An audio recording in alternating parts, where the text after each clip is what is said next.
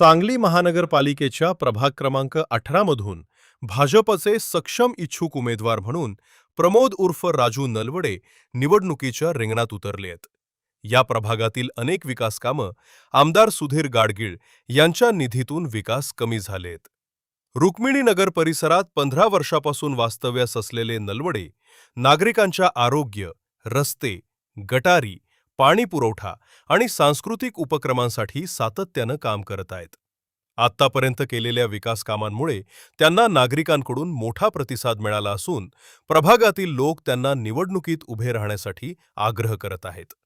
आमदार सुधीरदादा गाडगीळ, माजी खासदार संजय काका पाटील तसेच भाजपचे नेते शेखर इनामदार यांच्या निधीतून प्रभागातील अनेक कामं पूर्ण करण्यात आली आहेत।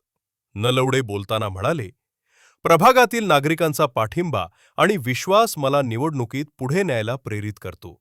लोकांच्या आरोग्य आणि नागरी सोयीसुविधा सुधारणं हे माझे प्रमुख उद्दिष्ट आहे, म्हणून मी या निवडणुकीत उभा आहे, असे मत त्यांनी व्यक्त केले। नमस्कार, मी राजू नलवडे। गेले 15 वर्ष झालं मी या प्रभागात राहतोय। रुक्मिणीनगर येथे मी राहतोय। ह्या प्रभागामध्ये विविध समस्या आहेत। गाडगीळदादा असू देत, शेखर इनामदार साहेब असू देत, संजय काका असू देत, यांच्या फंडातनं काही थोडी कामं झालेली आहेत। रस्त्यांची कामं झाली आहेत। काही संजय काकांनी गटारीसाठी फंड दिला, तेही झालेलं आहे। मी स्वतः करून घेतलेलं आहे। आता इथं गटारीची सोय नाही आहे। गटारीची कामं उर्वरित आहेत। पाणी निचरा नाही आहे। प्लॉटधारक आहेत ते इन्व्हेस्टमेंट म्हणून प्लॉट घेतलेले आहेत त्यांनी, त्याच्यामध्ये पाणी साचते, त्यामुळे आरोग्याचा मोठा प्रश्न, गंभीर प्रश्न उद्भवतोय।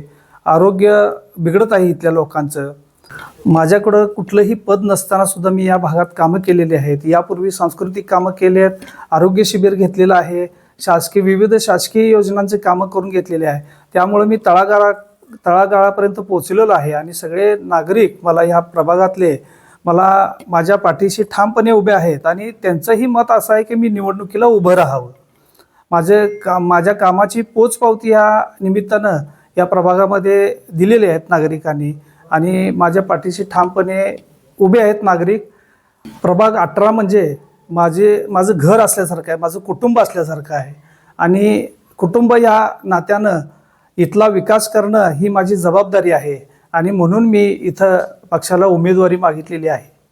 पक्षश्रेष्ठी माझा नक्कीच या बाबतीत विचार करतील आणि जनता माझ्या पाठीशी राहील असा मला विश्वास आहे आणि मी सर्वसामान्य नागरिकांपर्यंत पोहोचलेलो आहे।